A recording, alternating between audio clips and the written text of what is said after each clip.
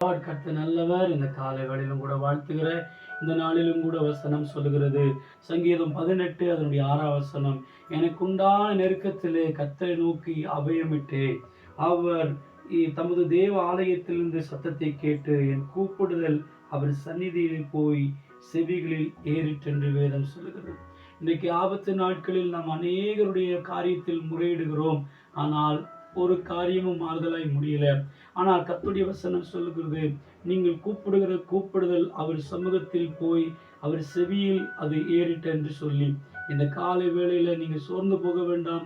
எல்லாவற்றுக்குமான ஒரு முடிவு இந்த நாட்களில் கர்த்தர் தர அவர் வல்லமுள்ள தேவனா இருக்கிறார். நெருக்கத்தின் காலத்தில் உதவி செய்ய கர்த்தர் போதுமானவர்.